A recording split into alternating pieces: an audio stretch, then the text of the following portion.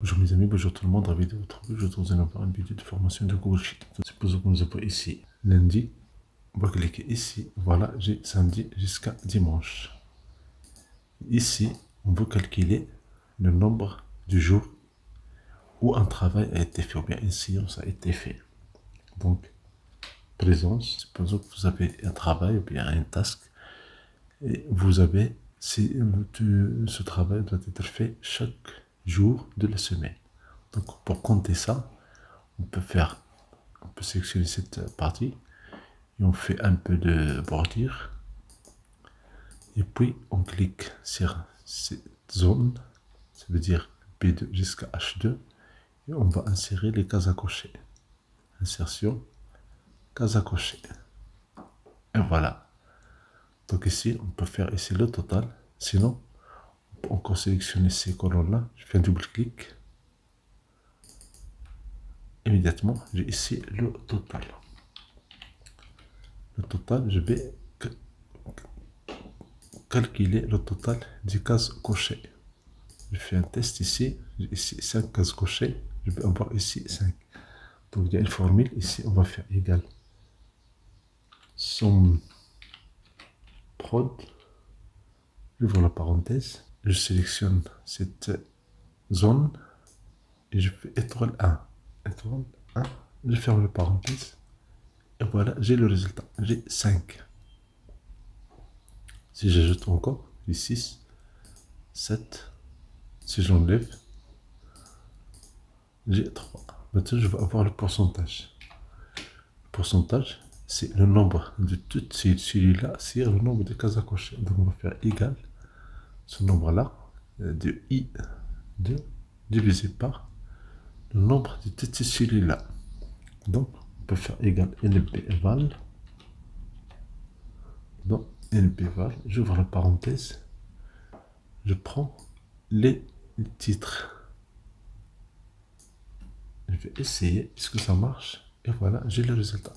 Mais bien sûr, on ne va pas prendre cette forme-là. On va prendre forme pourcentage. Et je clique ici, et voilà, j'ai le pourcentage.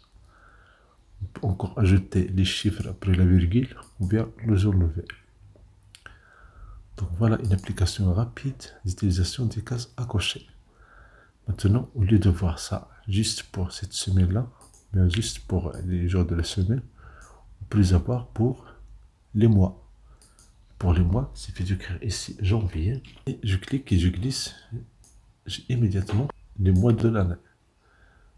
Je déplace ça, je vais le mettre ici, je sélectionne toute cette partie, je vais faire un double-clic, et je continue. Voilà, donc voilà tous les mois de l'année. Pour compter, je vais faire la même chose pour compter ici le nombre de cases cochées. Je sélectionne cette partie, je mets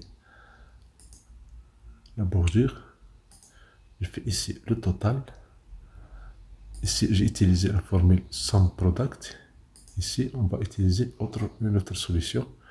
Donc, je sélectionne cette cellule B6 jusqu'à KL6. Je peux avoir plus d'espace si je clique sur ce. Je peux masquer les menus.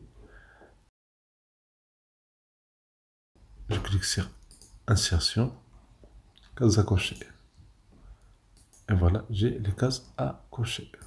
Je masque le menu. Je vais voir ici le total.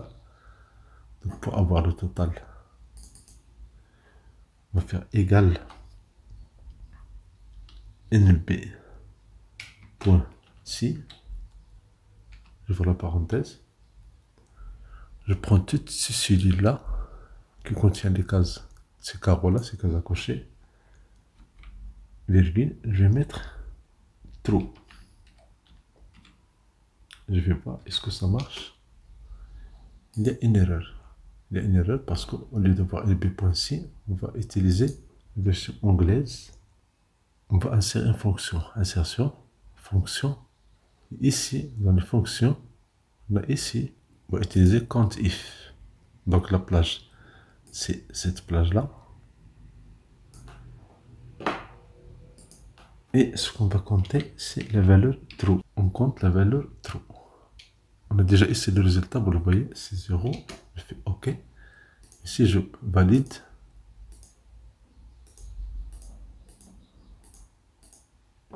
Voilà, j'ai le résultat. Et voilà la formule. Vous avez deux solutions. Vous avez compte if, sinon vous avez sum product. Bien sûr, pour avoir le pourcentage, on va ici égal le nombre de cases cochées. Donc, count if,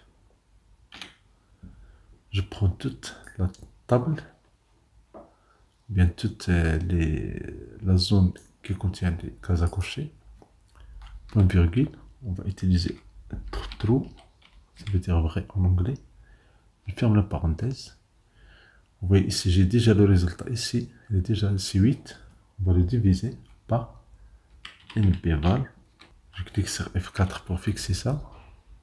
Parce que quand je vais copier ça en bas, je vais avoir ce résultat-là.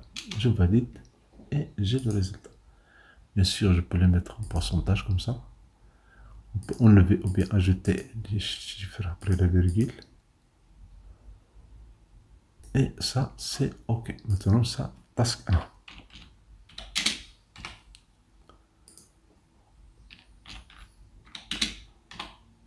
Task 2. Je vais copier cette formule ici. La même chose, cette formule ici. Maintenant, je vais faire des tests. Et voilà deux solutions pour utiliser Checkbox dans Google Sheet. Un autre exemple ici, nous avons 4 factures et nous avons du montant, juste du nombre. Et on va voir si le paiement d'une facture est en retard, alors il y a une majoration de 20%. Donc sur cette première facture, elle est en retard. La troisième, elle est en retard. Pour insérer ça, on va sélectionner cette partie, on clique sur insertion. Et puis on cherche les cases à cocher. Et voilà, sont cases à cocher. Donc ici, je vais voir est-ce que le montant à payer est le même ou bien il y a une majoration de 20%. Donc on va vérifier est-ce que cette cellule ici, B3, elle est égale à 1. Ça c'est faux. Je clique et je glisse. Voilà, tout ça c'est faux.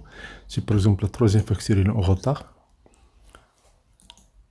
on va faire pas faire égal, on va faire étoile. On va faire la multiplication. La multiplication, on va avoir 0 ici. Donc on va, si je coche, voilà, ici il n'y a pas de problème. Donc ce qu'on va faire, on va prendre ça, on va multiplication. Et puis on va ajouter, on va multiplier par 20%.